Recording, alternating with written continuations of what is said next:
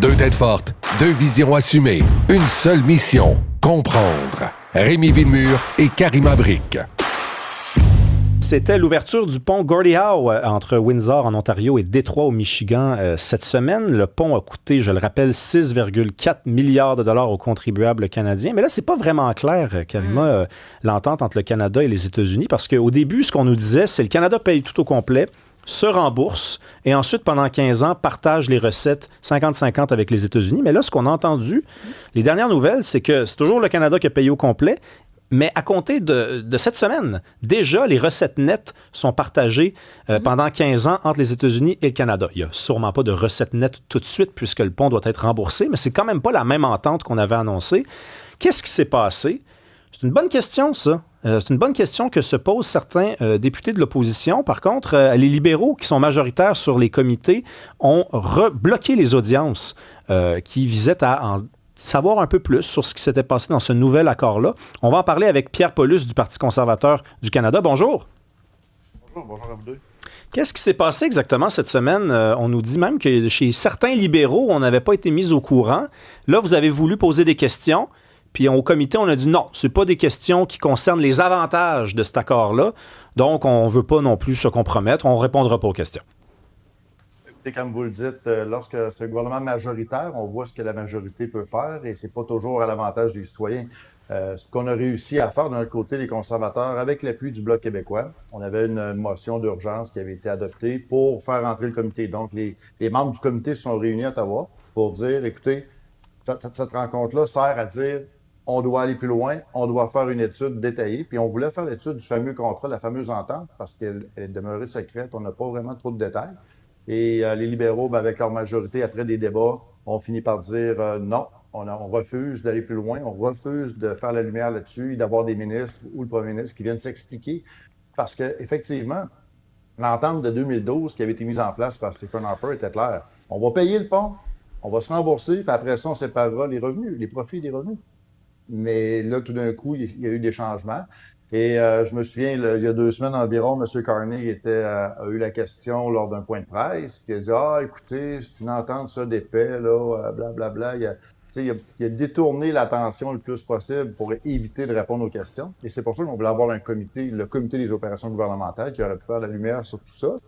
Et si l'entente est si bonne que ça, pourquoi que les libéraux n'ont pas accepté? Pourquoi ils n'ont pas dit, ben oui, pas de problème, on n'a rien caché, ça va nous faire plaisir? Ben non. On voit. Ça, là, c'est le meilleur exemple. Quand un comité comme ça est fermé de force par une majorité de libéraux, c'est parce qu'il y a des choses qu'ils ne veulent pas qu'on connaisse. Il y a quand même un questionnement. Vous dites qu'il y avait eu cette entente déjà il y a quelques années, donc en 2012. Mais comment est-ce possible qu'il y ait un changement dans l'entente? Là, s'il y avait une entente, il me semble qu'elle aurait dû être respectée. Est-ce que c'est parce que l'entente avait été mal ficelée?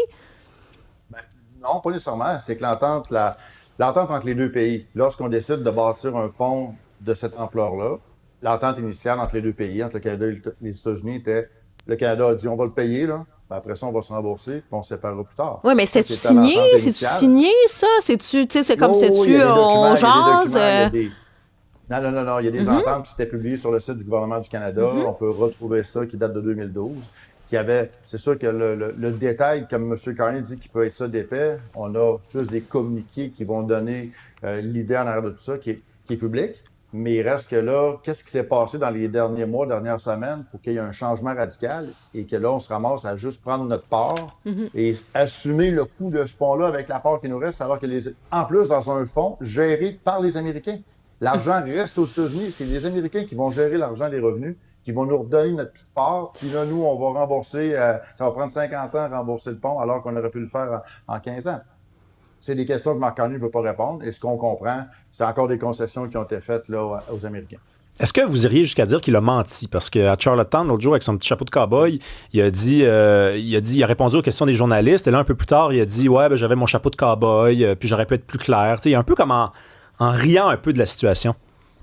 C'est ça qui commence à déranger énormément de la part de Mark Carney, parce qu'au premier abord, tu le regardes, bon, un petit sourire sympathique, tout ça, mais quand tu as des questions fondamentales comme ça, on parle de milliards de dollars, d'ententes importantes, puis que avec son chapeau, du bon non. Puis en plus, il avait répondu que l'entente demeurait comme elle était. Oui.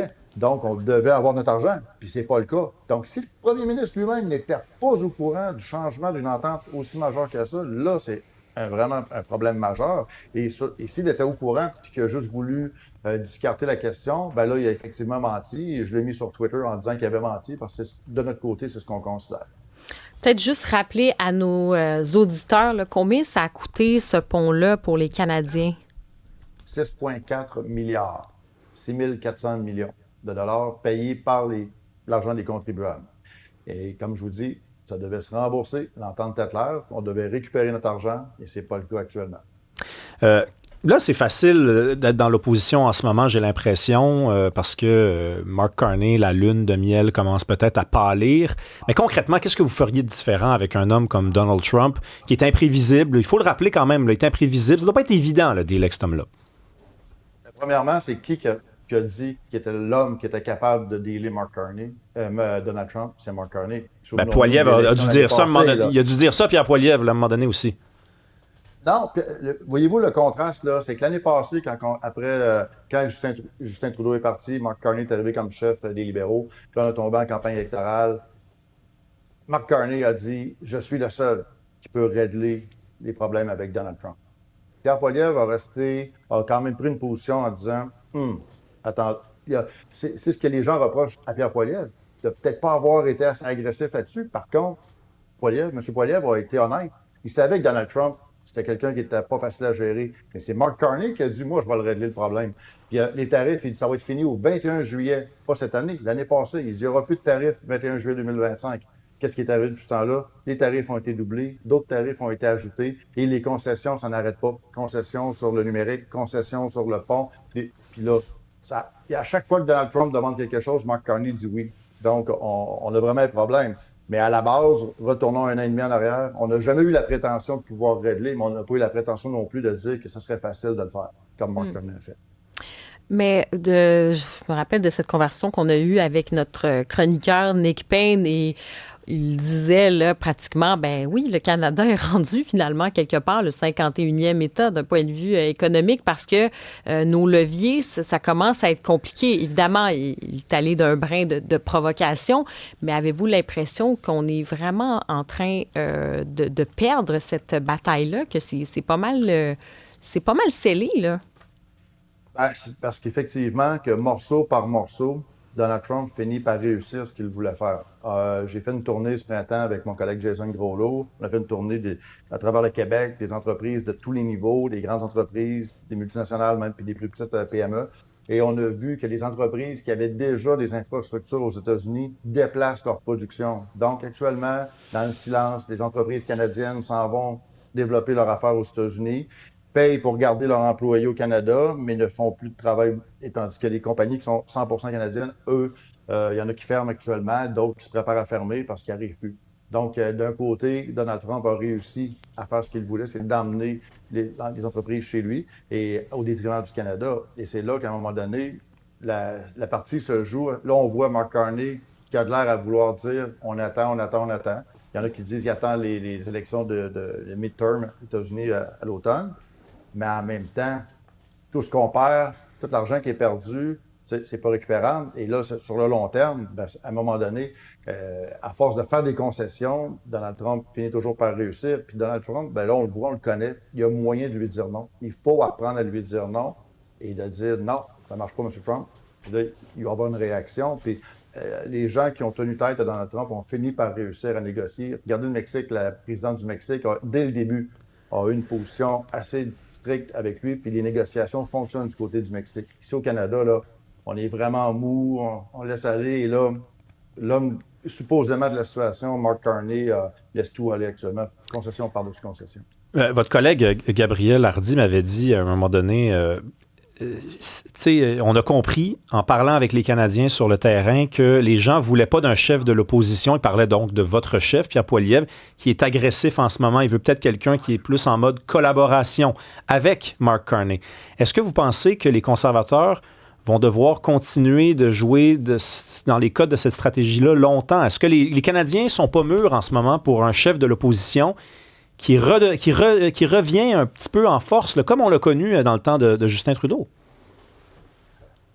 C'est paradoxal, hein, parce que souvent on dit, quand M. Poilievre va trop fort, les gens disent, bon, il ne travaille pas pour le Canada. Quand il va pas assez fort, on dit, il va pas assez fort. Honnêtement, depuis le début, quand l'élection a été complétée en avril 2025, on a eu une position de dire, OK, on va aider le gouvernement. On a supporté la mise en place de la loi C5 qui devait faire en sorte d'accélérer les grands projets canadiens. Ça va dans la lignée de ce qu'on voulait faire. Donc, on a dit, go, go, go.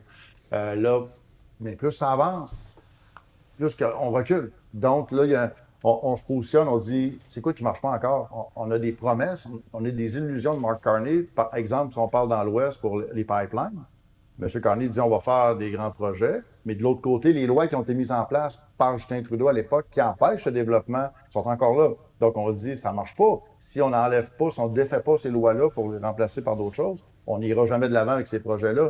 Donc, il y a un manque de cohésion, et c'est pour ça qu'on se demande où on va. Mais M. Poilievre, trop souvent, malheureusement, on ne voit pas les propositions. Les bonnes propositions qui sont faites positives de la part de Pierre Poilievre ne sont malheureusement pas communiquées dans les grands médias. On a plus les réactions négatives.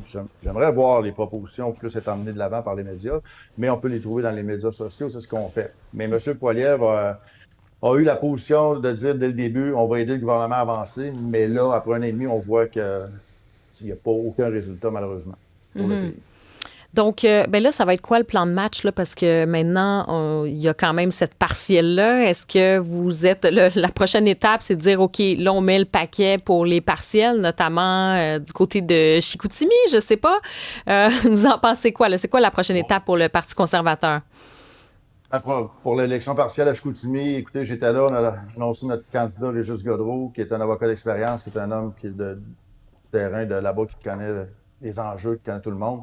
On veut garder ce comté-là qui était conservateur avant le départ de Richard Martel, donc on veut récupérer le comté. Et on voit aussi les libéraux qui sont présentés à Chicoutimi. Les libéraux, vous savez, c'est des gens qui ne sont pas habitués d'être en région, dans les régions du Québec. Puis là, ils sont là, puis on a dit qu'ils veulent acheter le vote. Là, notre ligne, c'est de dire les libéraux veulent vous acheter, mais les Saguenayens ne sont pas à vendre. Parce que là, on a des annonces qui vont se faire sur des projets, par exemple, d'une route pour contourner la base de Bagotville, alors que c'est obligatoire de le faire, que ce soit n'importe quel gouvernement, il faudrait le faire parce que c'est pour les F-35. Mais pour nous, ce qui est important, c'est de défendre les enjeux du Saguenay-Lac-Saint-Jean et de démontrer qu'on a fait le travail avec Richard Martel et qu'on va continuer avec un conservateur et qu'on n'a pas besoin d'un député libéral d'arrière-ban pour faire ça. Et de plus, Mark Carney a sa majorité, donc qui règle donc les problèmes qu'il a à régler, ils n'ont pas besoin d'avoir un député au Lac-Saint-Jean pour ça. Richard Martel, c'était quel genre de député? Moi, on me dit qu'il était plus bronzé que la moyenne des députés de la Chambre des communes, puis qu'il fait pas si soleil que ça au Saguenay-Lac-Saint-Jean. Ben, c'est comme moi, là, écoutez, dès qu'il y a un petit rayon de soleil, je bronze, là, Richard. Vous êtes bon joueur. Des origines libanaises. Non, mais sérieusement, il y a un teint foncé de nature, là. Puis, pour ce qui est du Saguenay, Richard a toujours été très au fait des dossiers, puis on avait des discussions régulièrement, à savoir, lorsqu'il y avait un enjeu local, puis même moi-même, je suis allé souvent faire des rencontres table ronde avec lui au Saguenay.